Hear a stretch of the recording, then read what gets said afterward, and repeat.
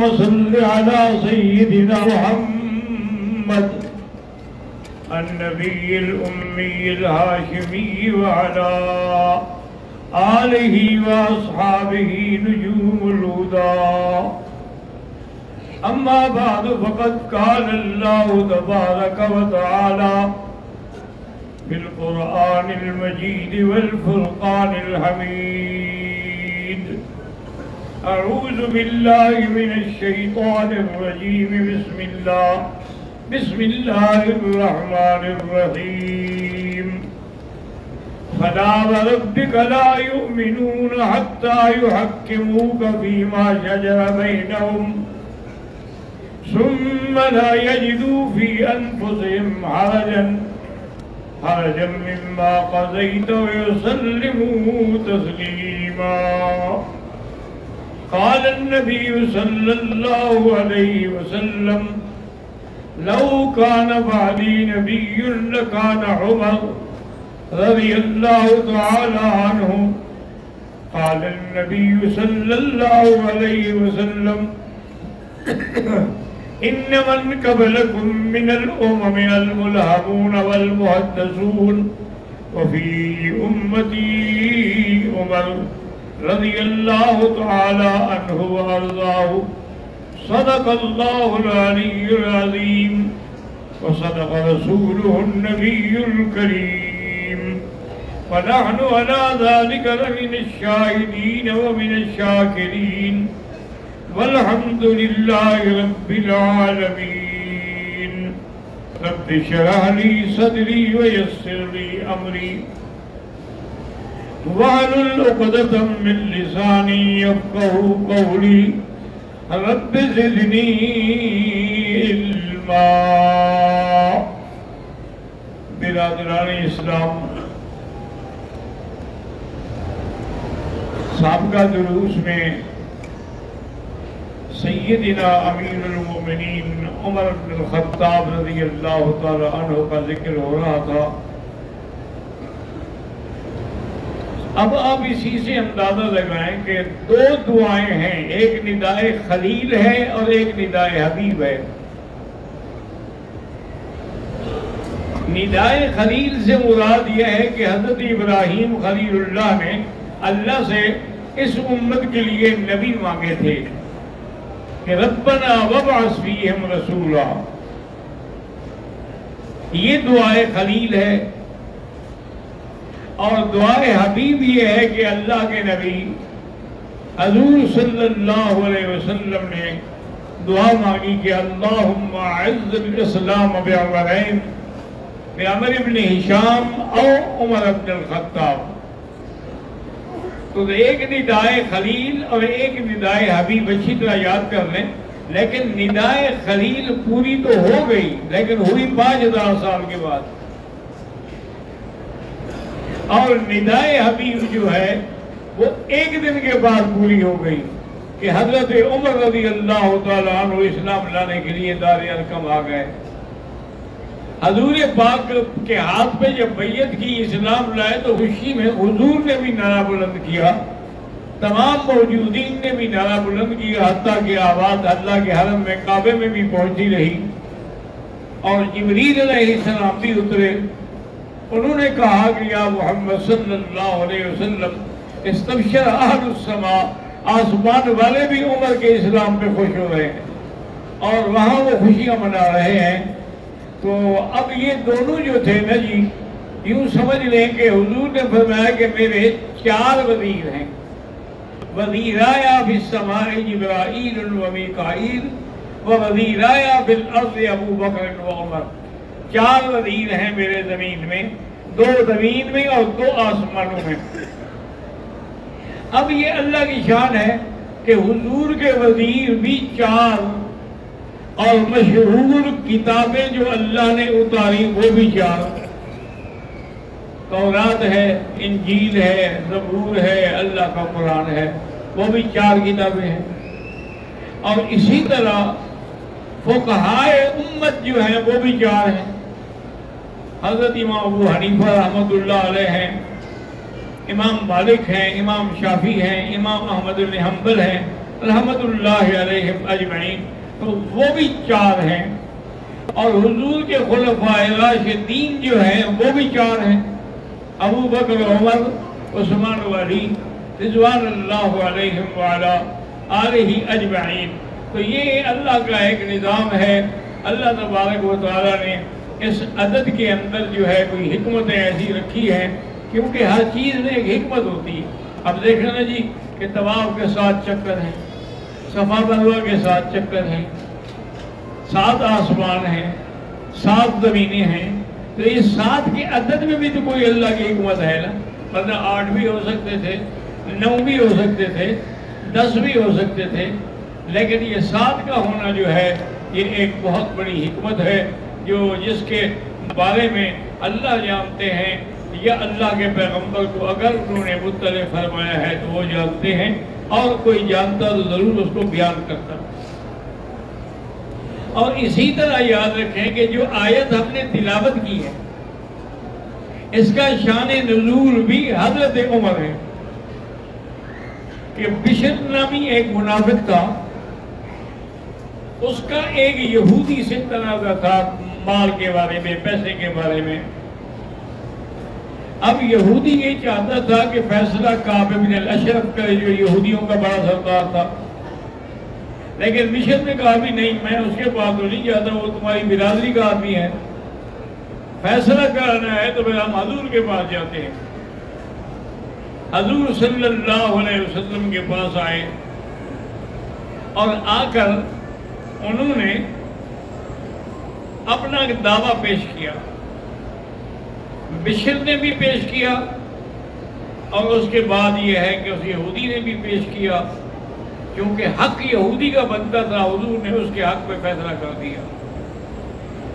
جب باہر نکلے تو بشر کہنے لگا کہ بھائی میرے خیال میں حضور نے توجہ نہیں فرمائی اور پورا واقعہ نہیں سمجھا، ایسا کرتے ہیں کہ حضرت عمر کے پاس چلتے ہیں، کیونکہ اس کو پتہ تھا نا کہ حضرت عمر جو ہے جلالی بھی ہیں، ان کو یہودیوں سے بغض بھی ہے،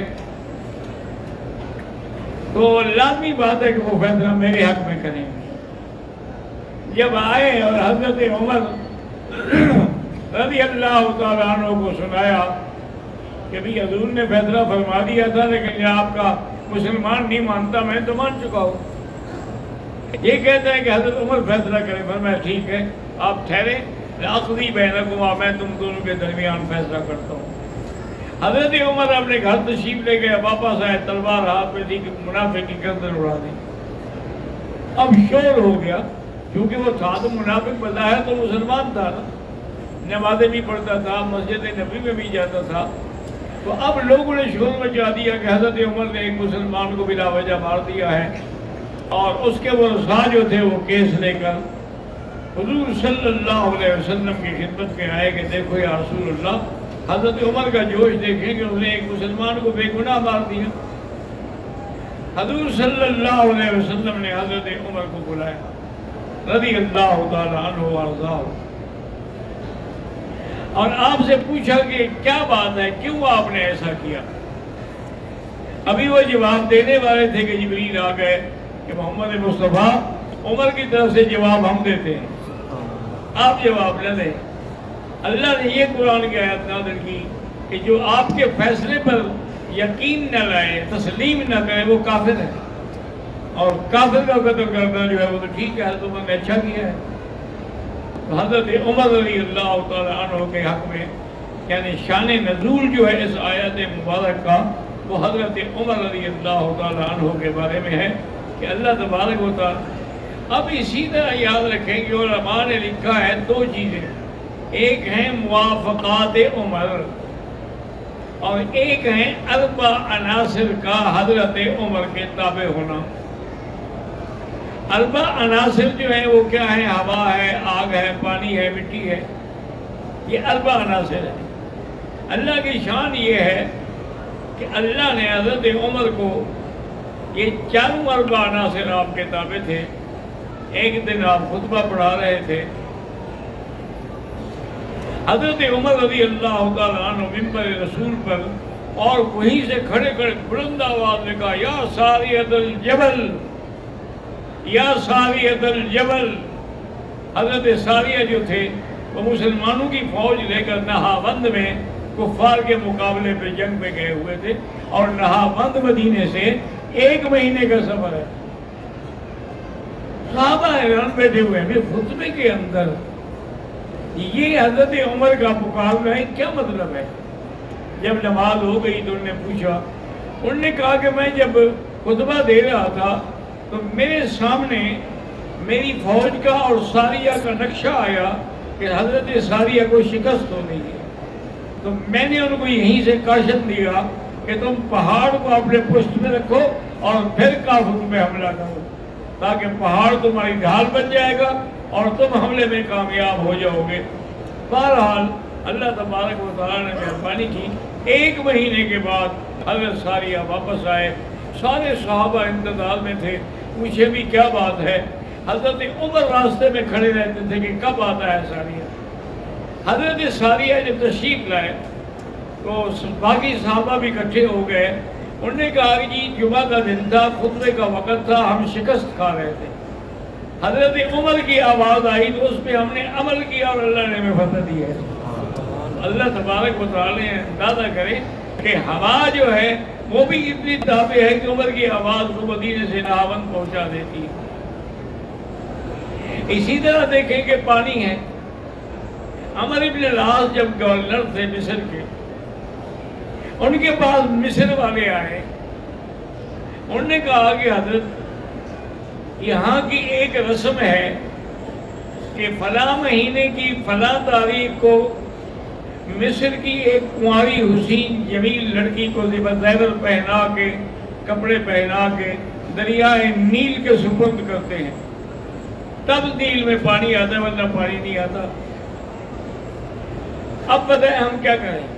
انہوں نے کہا بھی ٹھہرو، میں کچھ نہیں کر سکتا، میں امیر المومنین کو لکھتا ہوں۔ حضرت عمر بن العاص نے امیر المومنین کو خط لکھا اور تیز رفتار سواروں کے ذریعے ان کو پہنچایا۔ وہ جب آئے حضرت عمر رضی اللہ عنہ نے کہا کہ خط لکھو۔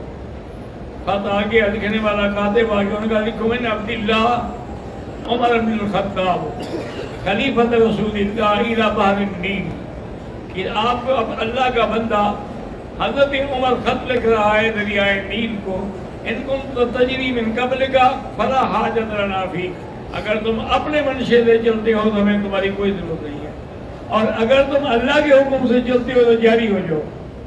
اور خط بند کر کے دے دیا کہ عمر بن العاص سے کہیں کہ کوئی لڑکی شڑکی کی قربانیاں نہ دیں، یہ کافروں کی رسمیں ہیں، ہم نے ان سے نکلنا ہے، یہ خط لے کر دریائے نیل کے وسط میں جا کے رکھ دیں، کیونکہ دریائے نیل خشک پڑا ہوا تھا۔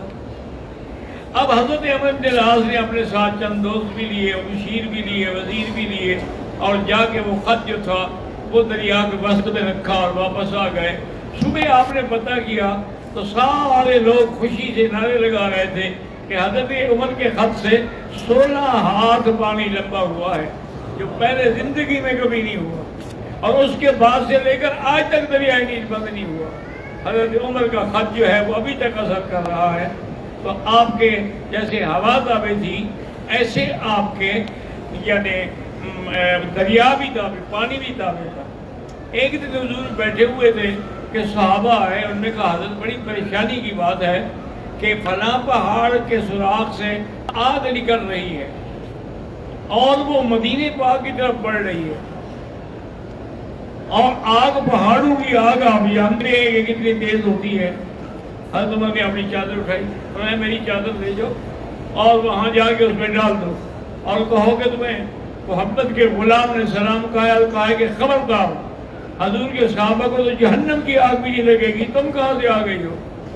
حضور نے فرمایا ہے کہ لا تمس النار من رآنی ومن رآ من رآنی، او کما قال النبی صلی اللہ علیہ وسلم۔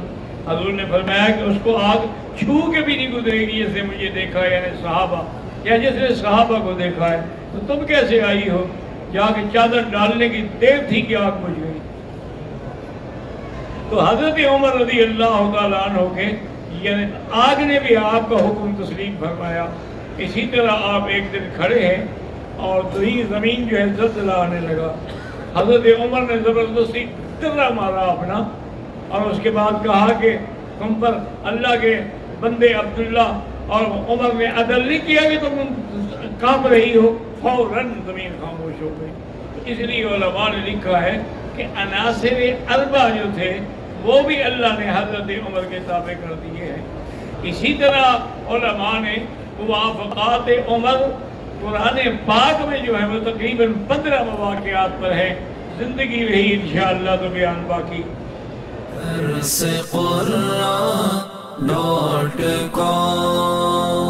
www.darsequran.com